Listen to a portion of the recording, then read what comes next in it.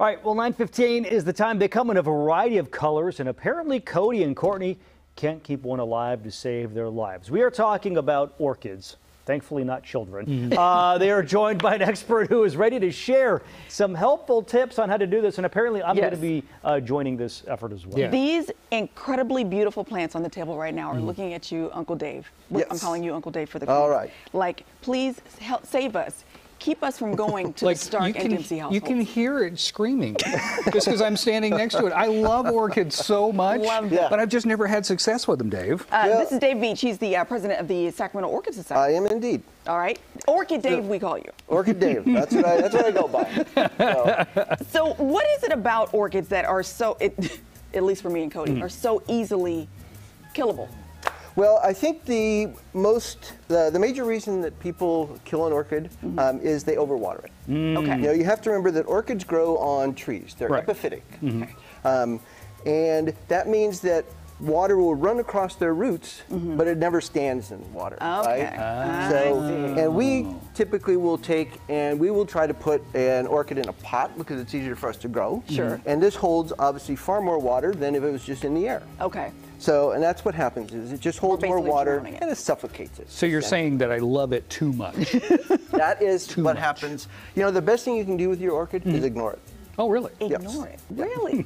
Okay, now what about, folks, because my mother can keep this part of the plant alive, but the blooms never come back. What's that about?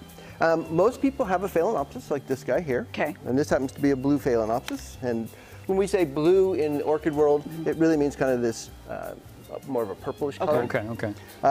And to get a guy like this to rebloom, a phalaenopsis requires a cold. It needs a temperature change. Okay. And so what I do in my house is I actually take it and I'll put it against the glass in the window. Okay. And that difference of temperature from day to night is enough to trigger it to rebloom. It can take anywhere from 3 to 6 weeks for it to happen. Okay. But it'll eventually boost out a little flower spike, and that's the key. And do you do that, placing it against the glass? Do you do that the entire, 5, 6 weeks that you're I just set it there and leave it there, and you know, and I'll take it and I'll water it once a week as I usually do, and those kind of things. Now, should we water from the top or water to the roots? Typically, I water from the top. Okay.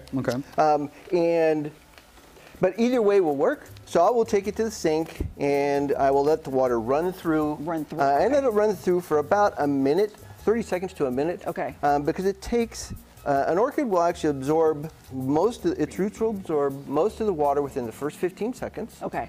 And then within 60 seconds, it will absorb pretty much all that it can hold. Interesting. Oh, okay. Now, yeah, I've been totally overwatered. Me too. And then mine was just like sitting in the water, so I definitely was right, and that's a good way to kill it. Now, you brought different types of orchids, which I think is another amazing thing about these beautiful plants. Tell us what you brought. So let's start with this little guy. And this one I brought for Cody. This actually is the northernmost epiphytic orchid that grows in the United States. Oh. So this is grown in like South Carolina, and Louisiana, Florida, and so forth. It's the southern orchid. And you can see it's got this beautiful little green flower. And the reason this orchid is here is because oftentimes what we'll do is we'll take this orchid and cross it with like a cattleya, like this big one here. And this cattleya happens to be fragrant if you want to take a chance to take a sniff. She smells beautiful. What happens is this one is temperature tolerant. Okay. So it can go down into like the 20-degree range. And what it does is it'll impart that temperature tolerance to this guy. So now he can be grown outside. Yeah. So that's the beauty of it, is it allows it to be grown outside. Okay. Even in our conditions here. Now, what about an orchid like this guy that's got the little scoop? So this is what we refer to as a slipper orchid. And this guy is native to China. Beautiful. And you can see the pouch has these very interesting designs on it. And these are grown, I get all my Paphiopedilum orchids, they're called, from Path Paradise out in Lincoln. Okay. So we have some world-class growers here in our area, Gold Country Orchids and Path Paradise, and which is where I got all these orchids today. Fabulous. Okay. The assignment. Yes. The assignment. All right, so I brought an orchid. I brought a slipper orchid for you, Courtney. Yay, I love the slipper orchid. So I watered them yesterday. Okay. So they probably don't need to be watered for about a week. Okay. So probably Monday, Tuesday, and then take it to the sink, let it run through for like, 60 seconds or so, Yeah. and then put it back in its pot. And you'll note that in the pot, I've put some gravel in the bottom of it. So that even when you put it back in, it'll drain and not sit in the water. Okay. Excellent, excellent. So, all right, and then which one is Cody getting? And Cody gets this dendrobium right here. All right. So this is a dendrobium Roy Tukanaga. And Roy is a grower over in Hawaii. Oh, okay. And so he created this hybrid. This is what we call a primary hybrid, which means it is a cross between two species. Oh, okay. So, and he created this one, and this one can get quite large. I have one in my greenhouse that's very big, and it will produce, the flower spikes will last for probably a couple of months. So this one will be available for the show. Okay.